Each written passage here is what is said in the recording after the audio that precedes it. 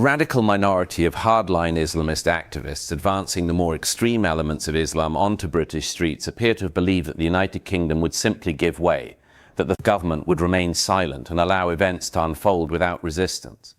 They seem to have miscalculated. Birmingham saw significant unrest last night. We know, for example, there's a van full of police in that McDonald's car park just behind us. There are other police cars that we've seen circling the area, so I think they are ready to move in, should they be. We know that Muslim community leaders have been speaking to the police as well, because... Free Palestine! Free Palestine! But I think, apologies for the language you're hearing, but... Windows were smashed and residents felt terrorised while going about their daily lives in England's second largest city. Britain is now responding more firmly than many had anticipated. Deportation orders are being prepared. Border controls are tightening. Politicians who for years avoided this difficult conversation are now approving measures that could strip residency rights from individuals deemed to pose a serious threat to public order and social cohesion. This is not mere political rhetoric. A genuine legal and political shift has begun. If you find this kind of clear-eyed discussion valuable in a time when so many prefer to look away, I'd be grateful if you would subscribe and join us. It helps us continue speaking plainly about matters that matter. What comes next may prove even more significant than these initial measures. For those who assumed Britain was already lost, the real challenge lies elsewhere. In parts of the country, certain institutions now sit uncomfortably alongside British law. Sharia councils operate as private arbitration bodies, particularly in family matters. While these councils are legally recognized under the Arbitration Act 1996 for consensual civil disputes, critics, including many secular Muslim women's rights advocates, have argued for years that they can exert considerable social pressure on vulnerable individuals, especially women, to resolve disputes outside the full protections of British law. France chose to ban parallel religious arbitration some years ago. Britain took a different path, one rooted in the hope of multiculturalism. This brings us to a larger question. Britain is experiencing an identity crisis, not a quiet or academic one, but a loud, public, and increasingly political one. It has been building for years, while many in positions of authority preferred to look the other way. The United Kingdom now has one of the largest Muslim populations in Western Europe, numbering around 4 million. The great majority are law-abiding citizens who work, pay taxes, and raise families. Yet within this picture remain unresolved tensions concerning parallel institutions, political influence through bloc voting, and the true meaning of integration. Those tensions have now moved into open debate. And those who long sought to keep the conversation suppressed are finding that control is slipping from their hands. And I have to say, I look at London, where you have a terrible mayor, terrible mayor, and it's been so changed. Now they want to go to Sharia law, but you're in a different country. You can't do that. Both the immigration and their suicidal energy ideas will be the death of Western Europe if something is not done immediately. This cannot be sustained. What makes the world so beautiful is that each country is unique. But to stay this way, every sovereign nation must have the right to control their own borders. You have the right to control your borders. Donald Trump recently weighed in on this matter, pointing specifically to London and what he described as Sharia courts operating inside the British legal system.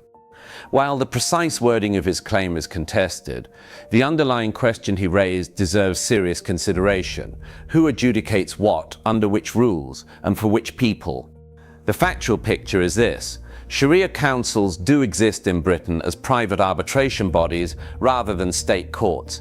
Yet critics, including secular Muslim women's rights advocates, have long highlighted cases where vulnerable women face pressure to accept outcomes that do not fully align with British legal standards.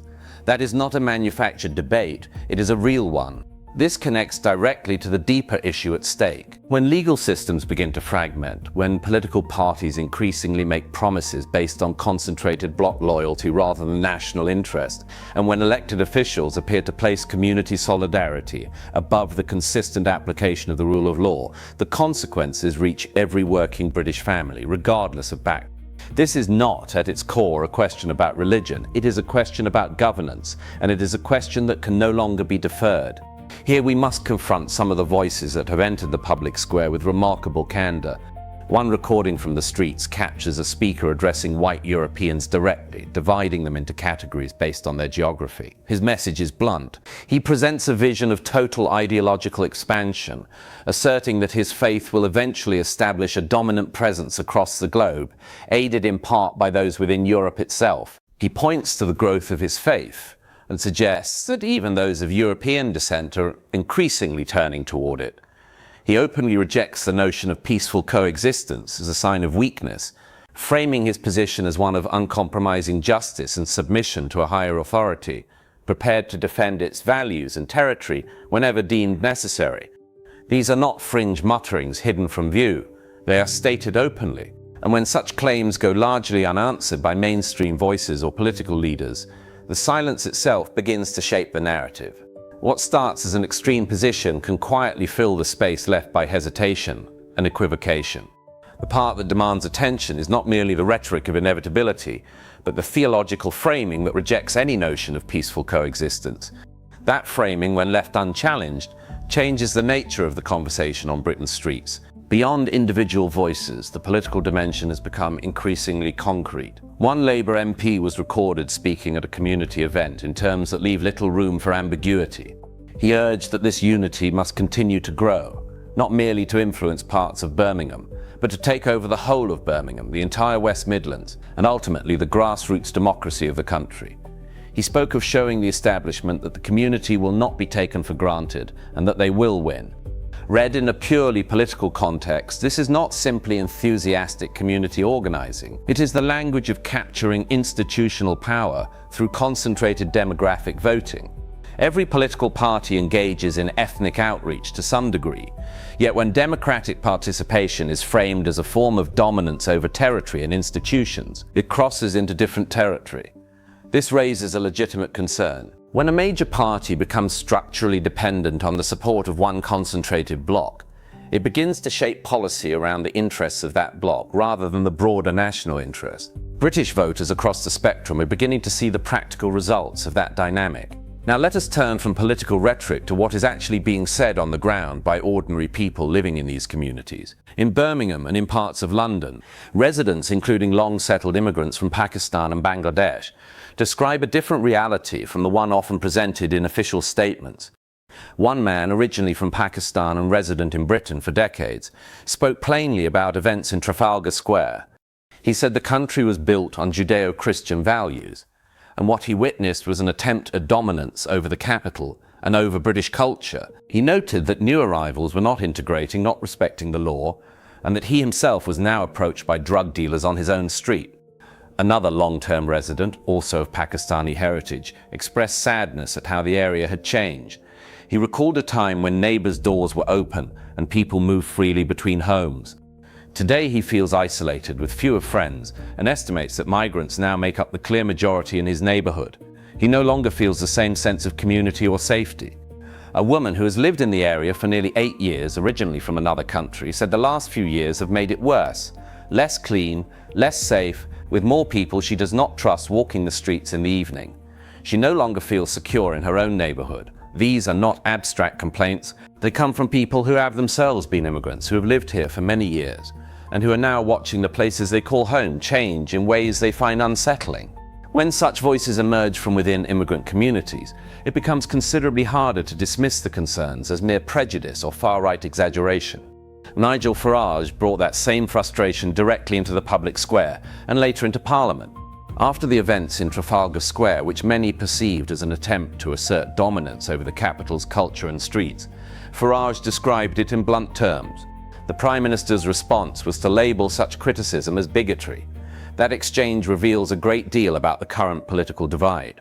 When a sitting Prime Minister defends what happened and equates opposition to it with prejudice, he is not calming the debate, he is accelerating its polarization. Voters do not turn to figures like Farage because they find fringe ideas inherently appealing. They turn to them because the political centre has repeatedly failed to address concerns that large numbers of ordinary citizens clearly feel. At the same time, other incidents have added to the tension.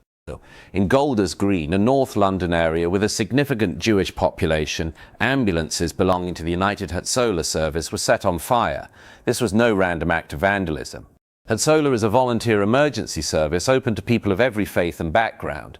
The targeting appeared deliberate and premeditated. When ambulances that save lives across all communities are torched, the response from some public figures focused more on expressing concern for how British Muslims were feeling than on clear and unequivocal condemnation of the violence itself. That order of priorities does not go unnoticed by Londoners trying to go about their daily lives. The thread that runs through all of this is not an attack on any religion or any community, but a demand for basic accountability from those who govern and for the consistent application of British law to all citizens, regardless of background. For decades, political leaders across the spectrum chose the path of least resistance, managed silence, careful deflection, and the quick accusation of bigotry against anyone who raised difficult questions. The result has been visible in many neighborhoods. A demographic shift that has occurred rapidly within a single generation. Walk through certain parts of London or Birmingham today, and the change is striking. That is not an insult, it is simply a fact confirmed by census data. The real issue is whether the country's institutions, schools, courts, local government and policing have kept pace with that change, and whether they have continued to uphold a single, clear standard of British law and British values for everyone. Many residents, including those who have lived there for years, say the answer is no. Britain is not bowing down to anyone. But it is now living with the consequences of 30 years of decisions that place the appearance of diversity above the harder work of genuine integration and social cohesion. Housing pressures, under-resourced integration programs, and a reluctance to insist that British rules apply equally to all have created the fractures we see today. The conversation is now happening openly. The question British voters face is not whether their country is changing. Demographic reality has already answered that. The deeper question is whether the people entrusted with running it possess the honesty and courage to enforce one law equally for all citizens, to defend the liberal, secular traditions that made Britain a country worth preserving, and to ensure genuine social cohesion before the challenges become even harder to resolve.